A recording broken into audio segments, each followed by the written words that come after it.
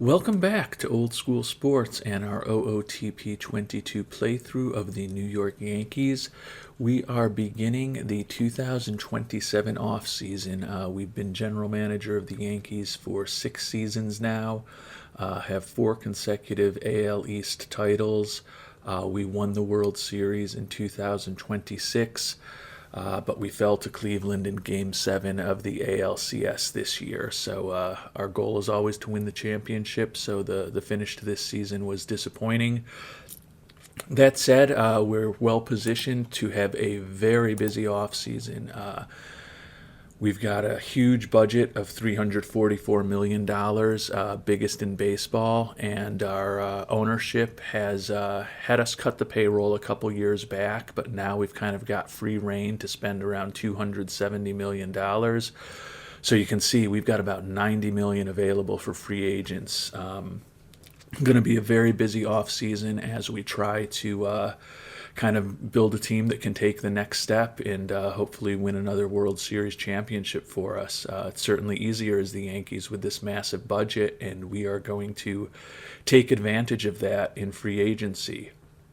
But before we get to free agency, we've got a lot of decisions around our own players that we're going to need to make. We've got 4 players with option years. Eduardo Rodriguez, we've got a team option for him for $13 million. He's pitched well for us for the 4 years he's been with us, but you can see his basic pitching ratings are kind of trending towards league average, but he still does have 4 above average pitches.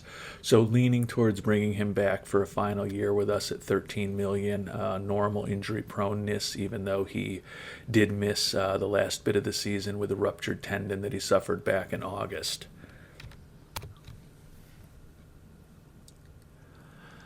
Then we're also going to need to decide on a couple of our lefty relievers.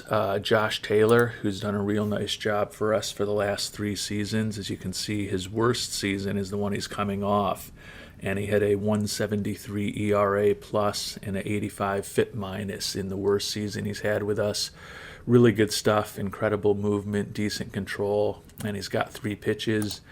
And he also is a bit better against lefties than he is against righties, particularly with the stuff and movement. So leaning towards bringing him back. He'll be 35 next year. Another expensive lefty, Josh Hader. We've got him for $7 million for next season, so that's a more difficult decision. You can see he's been with us 2 years also, very effective. Similar to Taylor, better movement against lefties, although his stuff and control is actually the same against lefties as it is against righties, but still more effective against left-handed batters overall. And then the big one as far as money is Aaron Judge. The last year of the extension we signed him to several years ago, it's an option for us at $30 million. And see, Judge is still a plus contact hitter with plus power and a plus eye. Still very good out in right field, but he was injured for us last year. Had the worst season he's had since he extended the contract. He's going to turn 36 next season. Probably will bring him back simply because of the amount of money that we do have available for the team option. Even if it doesn't go well, we'll be able to get out of the contract at the end of next season because it'll obviously be over. So a bit risky to pick up a fragile player at 35 years old for $30 million, but that's luxury that the Yankees have. And with the progression of Jason Dominguez, I guess there is potential that Judge could become a full-time DH for us next year, perhaps if Scott Leyes, our manager, agrees to that. And hopefully that would keep him a little healthier. We'd take a little bit of a hit in right field with Dominguez out there instead of Judge, but not a critical defensive position if we have someone who's not quite as good as Judge manning right field next year.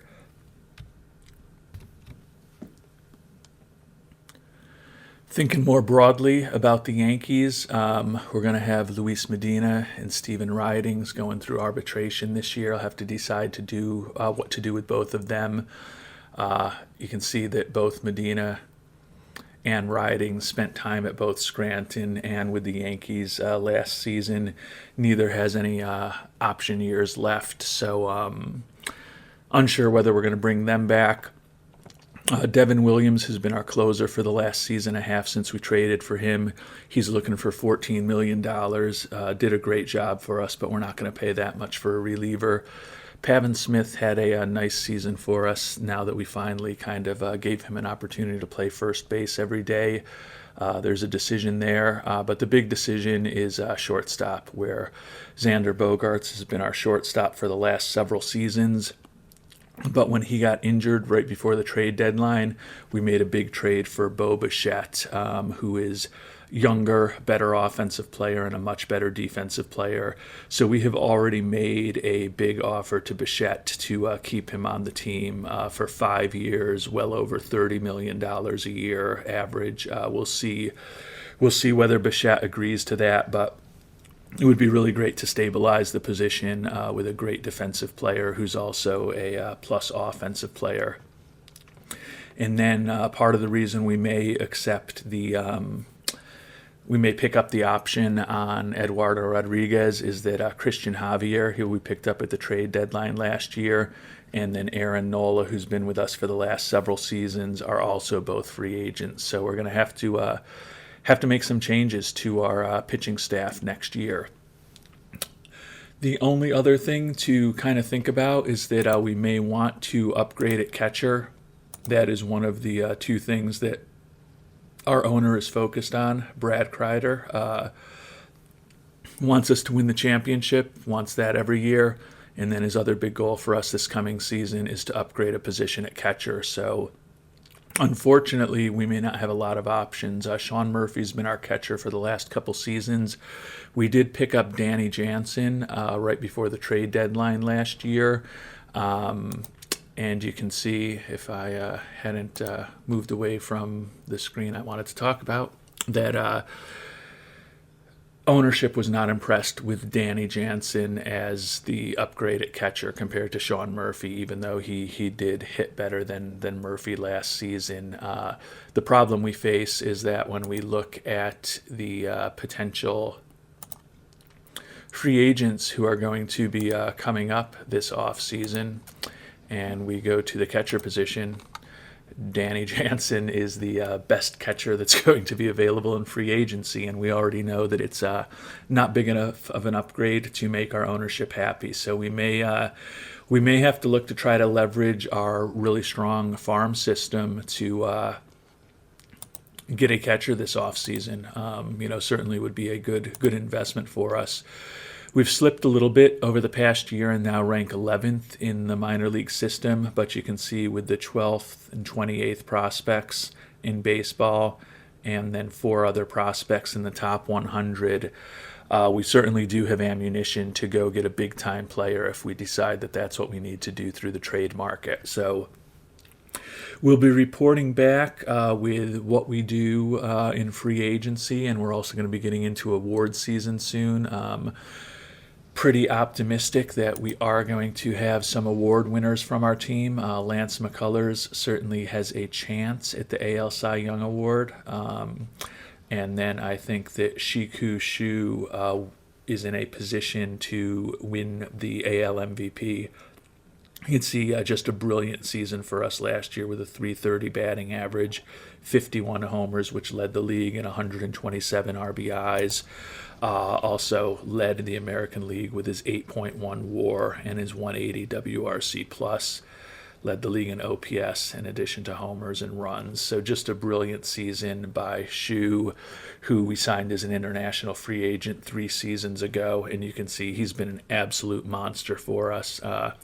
The only bummer is that we only signed him to a 4-year, $8 million a year contract. So we're going to have to make a decision on him after this season. Although I think the one thing we do have going for us is because he's only going to have played 4 years in the major at that point, he's going to be eligible for arbitration. Now, I'm sure the arbitration number for him is going to absolutely be setting some records. Let's see if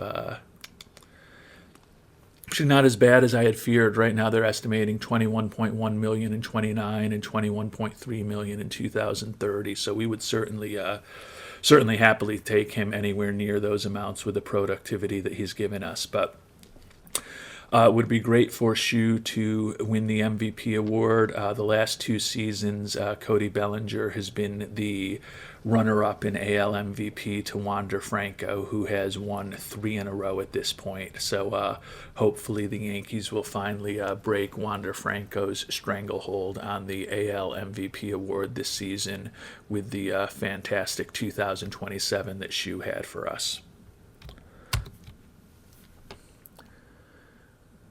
Well, I mentioned that there's not going to be much available in free agency at catcher, and quite honestly, there wasn't anything incredible available on anyone's roster. Adley Rutschman from the Orioles is kind of the best combination in the game right now of good offense and good defense, but weren't even going to go there in terms of trying to make a trade with the Orioles for him. But we have a trade in principle now with the Pirates for Francisco Alvarez, young catcher, going to turn 26 later this month. Can see profiles as a slightly above average offensive player with, above average catcher ability and a above average arm. He's been solid offensively for them over the last 4 years that he's been in the majors. You can see his OPS pluses, a couple in the 120 range and a couple in the 90 range. So he's been a decent offensive player for them, solid defensively, and I think he represents a little bit of an upgrade over Sean Murphy. We're also going to get a young third baseman, Jay Jansen, who, great personality, but probably not going to turn into too much. But to get that trade done, we had to send away Diego Cartaya, who had been our backup catcher until we made the trade last season and then moved him back down to Scranton Wilkes-Barre. He's actually a little older than the player that we're acquiring. You can see his offensive profile is only a little bit worse, and catcher ability is quite similar. But I think it's still an upgrade to get Alvarez. Had to also offer Josh Pernetti, who isn't much of a prospect, and Drew Compton, who's not really much of a prospect, as well as Devereaux Harrison, who is a certainly for a team like the Pirates, can play on the major league roster and is under control. Still has 3 option years left, hasn't played in the majors yet, so he certainly has some value and some potential with his good stamina and 3 excellent pitches. It's just a matter of whether his control is good enough. So that was a little painful to let Devereaux Harrison go. You can see he was a 4th-round pick of ours 4 years ago. But we think that that'll be a small upgrade at catcher for us. If, you kind of look at what we have right now, we're obviously going to let Danny Jansen go. But I think that Sean Murphy, from an offensive profile, has gotten weaker over the last couple of years. Still a better defensive catcher, but I think although we're going to be paying him, $5 million for the upcoming season, and then we'll have to decide what to do with his team option. I feel a little better about him as a backup. So we're going to go ahead and make the trade for Alvarez. Hopefully that will result in ownership thinking that we upgraded catcher. And then really at that point, as I mentioned, we made an offer to Bo Bichette to hopefully come back with us at shortstop, and have also made an offer to another one of our trade deadline acquisitions last year, Christian Javier, to come back as a starting pitcher for us. It looks like he was going to be one of the best starters available potentially in free agency, so we are just going to try to lock him up before he even hits free agency. So if we make this trade, and if we're able to sign Javier and Bichette, really first base is the big position we still have to think about. Whether we want to make an offer to Pavin Smith as a free agent, try to bring in somebody else, or make a trade, or let someone from AAA come up. So a lot of decisions to make there. And then clearly we could still upgrade second base where we've got some combination of the youngsters, Vargas, Volpe, and Gonzalez. But those guys have done a pretty good job over the last 3 years, with Gonzalez first and then Vargas the past 2 seasons. So kind of willing to let the youngsters save us a little money and perhaps go into the 2028 season in a similar situation to last year, where we have some salary available if we want to get to the trade deadline and add some big time players that others are trying to dump. Well, good news in that we have locked up Bo Bichette, and the fans are ecstatic about it. You can see we certainly didn't get him cheap. We had him this season when we traded with the Blue Jays for him, but we're going to be paying him a lot of money for the next several years. $40 million this coming season, and then it goes down $2 million a year to 38, 36, 34, 32, 31, and then 30 with a player option. Could not get a team option. Those of you who've been watching us know that we, generally always try to structure a contract in a way that we have a team option in the final season, particularly when players are getting older.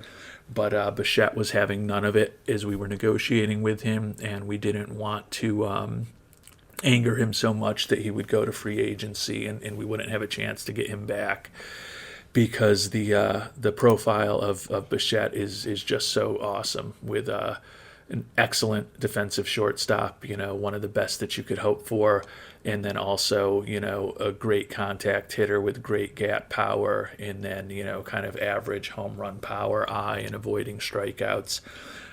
Did a great job for us when he was up last year with a 115 OPS plus, led the league in stolen bases between us and the Blue Jays, which is not a huge importance in today's game, but still a dimension that we don't really have on the Yankees. So certainly expensive, certainly didn't get a discount, but we had the money to spend, and hopefully this stabilizes the shortstop position for us for hopefully at least the next 5 years, and then in a best case scenario, the 7 years that we're going to have him under contract. And more good news for the Yankees, as we just signed one of our other trade deadline acquisitions, Christian Javier. Definitely some injury risk here. You can see he missed the entire 2026 season, but then did come back and pitch 30 games in the majors between us and Toronto this past season, and still considered normal as far as his injury proneness. So incredible stuff with just average movement and average control, but for excellent pitches, great fastball, slider, very good changeup, and a very solid curveball. So we have signed him for $16 million a year for the next 3 years, and then a team option at $16 million for the fourth year of that contract. So the rotation is kind of starting to stabilize a bit. We have McCullers, the big free agent acquisition from last year. We exercised our option on Rodriguez. We still have Minaya on board, and then the youngster Benbrook, and Javier will slot in with them. And then we also still have Urias, who is injured a lot, but is kind of going to be our spot starter and working out of the bullpen for us. So probably not going to do too much else in free agency when things get going. We've also made an offer to Pavin Smith to be our first baseman next year. He's been with us the last few years, is a free agent now. Offered him about $5 million a year for 4 years. Seems like we're kind of trying to settle everything in the trade market or by signing some of our own free agents before we even get to salary arbitration time. So Aaron Nola will be a big loss, but at 34 years old, feel that we've gotten a lot out of him for the past several years, and are going to let him hit free agency. And then Bogarts is obviously going to be another big loss for us in free agency, but with the fact we just signed Bichette, Bichette is younger, better, and don't need two shortstops with the kind of money that Bogarts will be looking for. And then Devin Williams. This one's almost becoming something we should think about if we're not going to make another another big move, although it seems crazy to be paying a reliever $14 million. We potentially have the money for it. So I don't want to do it, but we'll have to decide. When you're the Yankees, you don't often have to compromise. So I guess I should try to take advantage of that. And we did just sign Pavin Smith to that extension I mentioned. So he's going to be our first baseman. He can see really just a league average kind of bat at first base. He's good defensively at playing the position. He's 6'2", so he's got decent size out there. Hard worker, really good in the clubhouse. And he's a left-handed bat, which we always seem to be struggling to get here in Yankee Stadium. So not the prototypical monster offensive player at first base that some teams would like, but at only $5 million a year for the next 3 years, and then a team option for us with the fourth year if another better opportunity presents itself in the trade market or free agent market. We're not spending so much money on him that we can't just move on or have him go back into kind of a utility role as a backup first baseman, backup outfielder, occasional designated hitter, pinch hitter, which is kind of the role that he played with us his first several years on the team. So the roster is really getting surprisingly set, given that it's only November 12th. A little bit crazy, but outside of signing our own free agents, it doesn't look like we're going to go nuts in free agency this year. And we're now into award season, so let's take a look at anyone who won the awards for the Yankees. You can see we did get one Gold Glover with catcher Sean Murphy, and the reward for Murphy was that we've made him the backup behind Alvarez heading into next season. So thanks, Sean. Hopefully you can continue to play some good defense once or twice a week. Reliever of the year, we had second and third. Devin Williams, the free agent that we're likely going to be letting go, who was our closer, had a great year with 48 saves. And then Seizo Murakami, free agent that we signed from Japan, had a really nice year for us also. So those two were behind Osiel Rodriguez of the Mariners, who had, as you can see there, pitched 111 innings with 122 strikeouts, mostly out of the bullpen. Moving on to the Silver Slugger. Looking at the Yankees, Bo Bichette, who came over and joined us, and we've now signed to a big extension. And then, not surprisingly, Shiku Shu, who we're hoping will win MVP. And then Jason Dominguez, the young designated hitter, also wins a Silver Slugger award. Rookie of the year, Jared Mahoney, our strong young reliever. Hit a 2.91 ERA in 86.2 innings. Did get some support, but did not win the award. Best manager went to Francona of the Indians/Guardians. We thought we had a chance at Cy Young Award, and really we're not even close. Lance McCullers Jr. finished fourth. He did get 2 first place votes, so he was in it. But Shane Bieber, one of the Cleveland players that beat us in that ALCS, also gets the Cy Young Award over AC Michelli, Henry, McCullers, Singh, Gilbert, and Ober. But not surprisingly, Shiku Shu did stop the reign of Wander Franco as American League MVP. You can see a unanimous MVP, all 30 first place votes going to Shiku Shu. So he has been just an incredible signing for the Yankees out of Taiwan. You can see in his the worst season he's put together for us over the 3 years he's been with us is a 288 batting average with 33 homers and 96 ribbies, and that's taking the worst of anything he's done for us. Has just been a great acquisition. You can see even Cody Bellinger got some votes before, and he spent 3 separate stints on the injured list for us, had been the AL MVP runner-up 2 years in a row. Nice to see him get a little support, even though he only played 109 games for us. Hopefully he will be back from that broken kneecap and at his full strength next year. Bichette got a couple of votes. Interesting. Wander Franco, who had won 3 consecutive MVP awards, you can see had a injury-plagued season, played just 98 games, but even in those 98 games, he had 15 homers, 67 ribbies, and hit 340. But I guess when you're used to the guy going out and hitting 340 with 35, 40, 45 home runs, not going to get as much support in a injury-shortened season for him. But Shu is your MVP. In the American League, in the National League, Luis Roberts won it, the center fielder. Huge year. 326 batting average, 45 homers, 131 runs batted in. So we are going to continue moving forward with the off season, although as I mentioned, I don't know how much we're really going to do. I think it's going to be a very quiet free agency period for the Yankees coming up, between re-signing Javier, re-signing Pavin Smith, re-signing Bo Bichette, and then making the trade for Alvarez, as well as exercising all 4 of the options that we had to bring back Judge, Hader, Taylor, and Rodriguez. We've kind of done the hard work at this point, even though it's only November 18th. Kind of an interesting position to find ourselves in.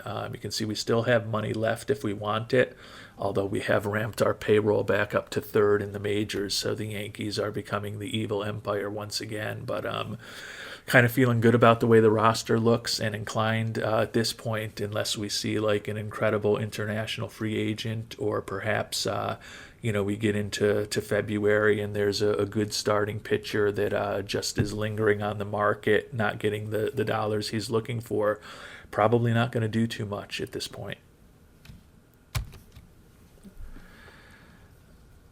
What I'm thinking about doing now, though, is going to make anyone who's not a Yankee fan absolutely disgusted with what I'm thinking. But you can see we've got $22 million left for free agents. And as I look at, we're not going to sign Williams for $14 million. I know I had talked about that before. But Xander Bogaerts, do we risk submitting him the $18.9 million qualifying offer to hopefully get draft picks for him? The thing is, he's definitely going to sign it if we offer it to him. He's 35 years old, kind of a league average hitter at this point. Solid defensively, but not great. He would be a backup for us. Can we really afford to be spending $18.9 million on a backup? I mean, it would be like the greatest insurance policy in history for Ke'Bryan Hayes at 3rd and Bo Bichette at shortstop, but it's just so gluttonous to think about doing it, because I'd love to get the pick, but if we submit the qualifying offer, he's definitely going to come back. It would mean that we would send Volpe most likely down to the minors, who's kind of our backup shortstop right now. We've got the options to do that. It just seems like such a ridiculous thing to be even thinking about, because he's definitely going to accept the offer if we give it to him. And I don't really want to be spending $19 million a year for someone who's going to be on my bench, but it would just be such a Yankees thing to do, to pay a guy $19 million as an insurance policy for 2 other all-stars at their positions. We'll let you know what we decide.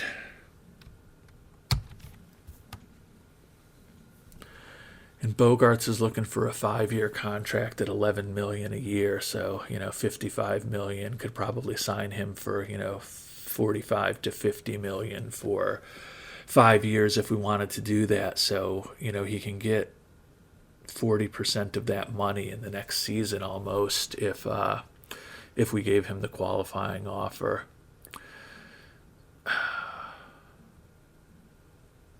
I don't know. This is one that I'd love people down below in the comments to let me know what you think. And I know hopefully you don't use any expletives to let me know what you think when you're seeing just how gluttonous and spoiled the Yankees are. But we do have the money that even if he accepts, we can get him on the roster and just have stupid depth in our infield with a guy like Bogarts, who is a 3-time All-Star, 3-time Silver Slugger winner, won the championship with us 2 years ago, is a backup.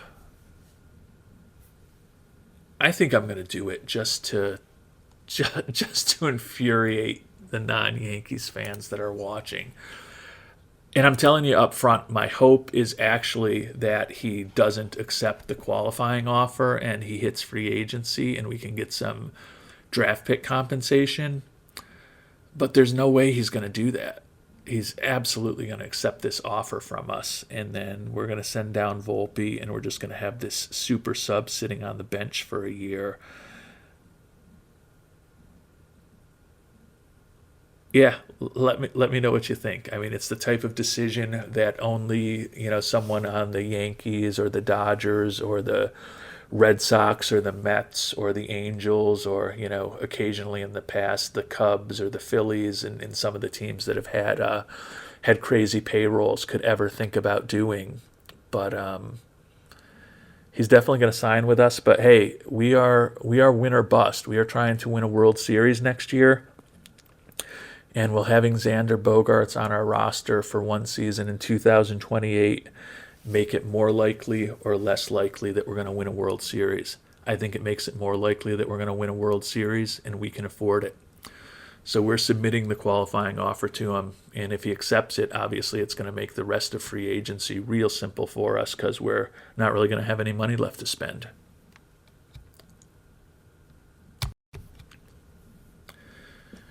Well, not surprisingly, Xander Bogaerts has accepted our qualifying offer of $18.9 million. So our gamble may not have paid off, but who knows? If we have a serious injury next year to either Cabrian Hayes or to Bo Bichette, we may look like mad geniuses. But now, we are...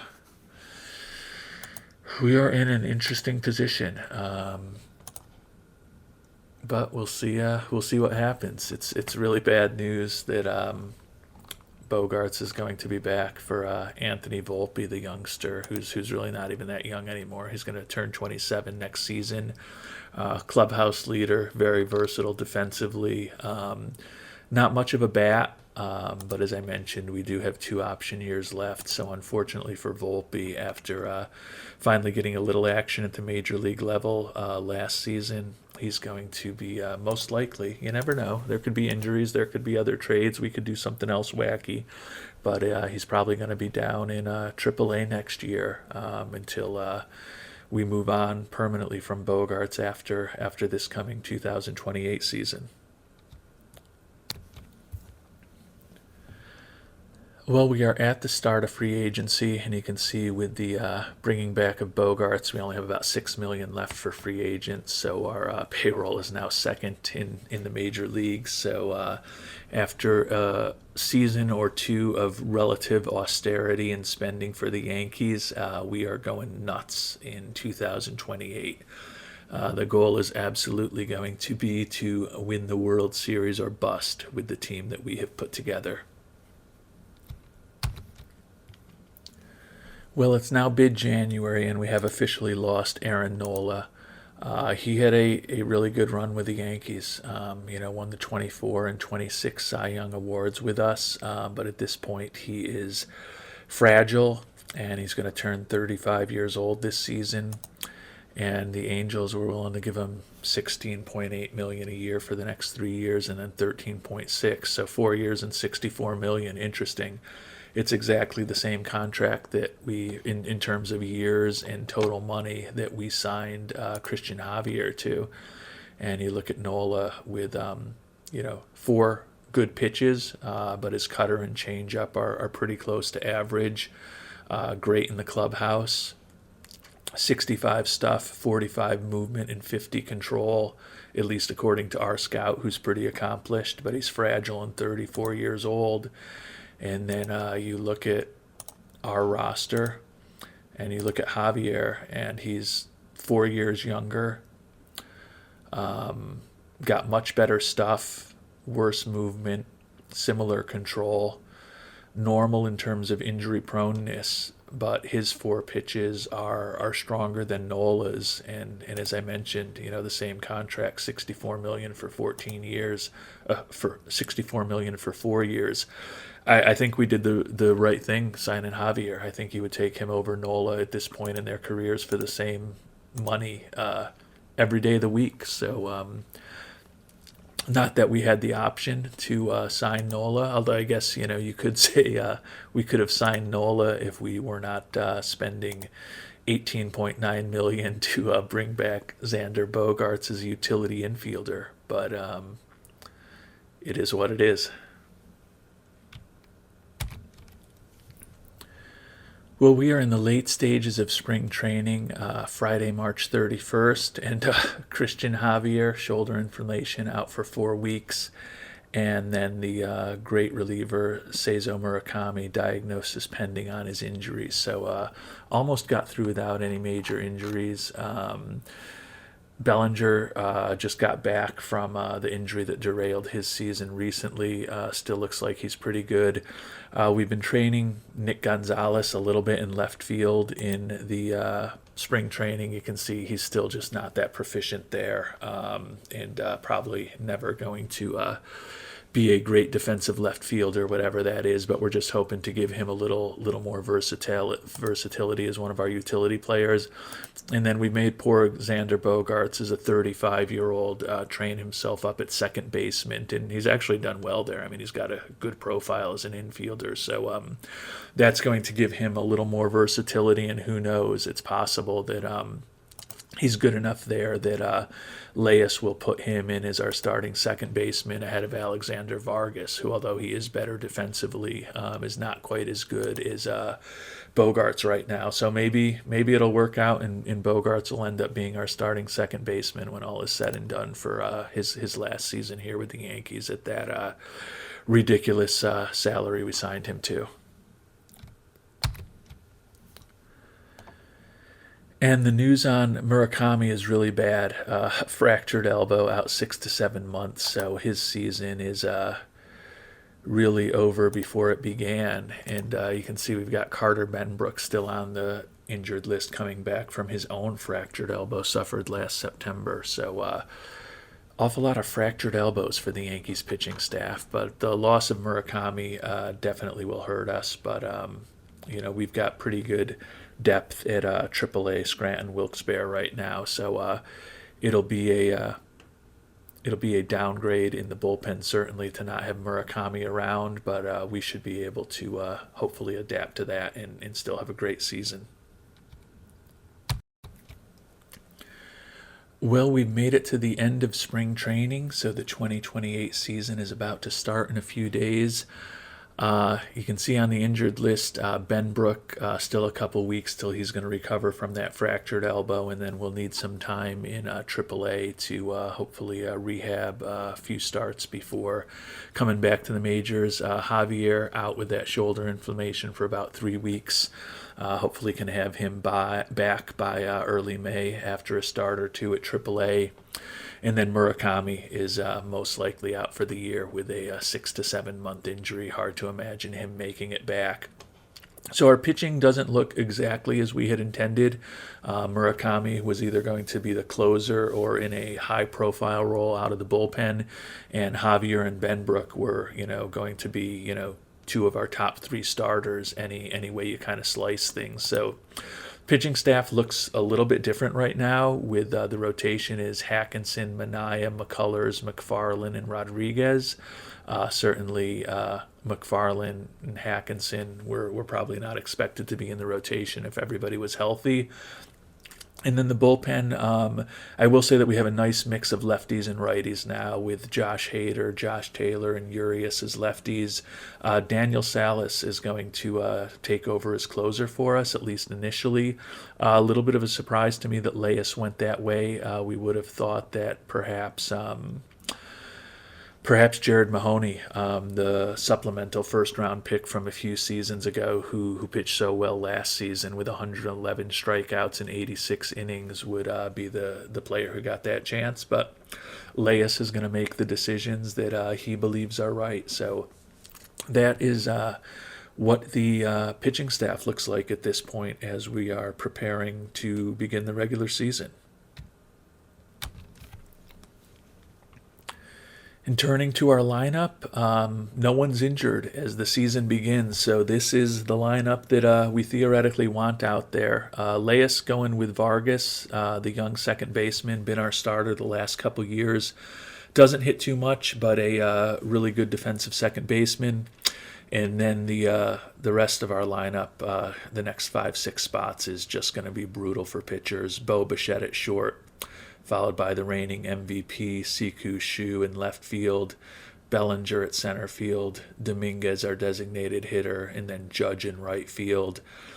Just an incredibly difficult gauntlet for opposing pitchers to work their way through. And then even the bottom of the order, Pavin Smith is a solid professional hitter. Same thing with Francisco Alvarez, and he's actually batting Brian Hayes ninth in the order, which tells you a lot about the roster that we have out there. Left-handers, similar, Vargas at second. Bogarts is going to get some run at DH, it looks like, and as I mentioned, we trained him up at second base, so he can be a good utility man for us if we have any injuries from Hayes, Bichette, or Vargas. Bogarts could definitely get some time there. Then Shu and Bellinger, Bichette at short, Judge in right, Alvarez at center, and then Pavin Smith and Brian Hayes. So the big difference is that the youngster, Jason Dominguez, Rookie of the Year in 2026 and had a really strong season for us in 2027. Not the switch hitter, not going to regularly be in the lineup at DH against left-handed pitching. That's the one big change that bringing Bogarts back made for us. But certainly having a bat like Dominguez, you can see plus contact, really good gap power, good home run power. Has hit 75 home runs in his first 2 full seasons in the majors, averaging over 100 runs batted in a year. OPS pluses of 132 and 121. Having a switch hitter with that type of bat potentially coming off the bench for us, particularly against left-handers, is going to give Leas a lot of versatility. So we love the lineup as we head into the 2028 season. The pitching staff is not quite where we want to be, but we've got 3 great pitchers on the injured list right now, and we do expect that 2 of them will be back and joining the rotation within the next month, which will help hopefully balance things out and get our pitching staff looking a little more intimidating as we get into May and then the summer. Looking at financials, we've got about $8 million, so we do have some flexibility as we get closer to the trade deadline if injuries or underperformance makes us want to do anything to supplement our roster. But these Yankees are built to win now. You can see we've had a .630 winning percentage each of the last 2 seasons, 102 and 60. We've won the American League East for 4 straight years and did win that World Championship in 2026. The goal for the regular season is absolutely to win more than the 102 games that we've won each of the last 2 years. The goal is absolutely to win the AL East for a 5th straight season. And the goal with the way we have constructed this team is to win the 2028 World Series. We will be back in our next episode to see how we do at accomplishing that goal. Until then, thank you so much for watching. Hope you have a great day.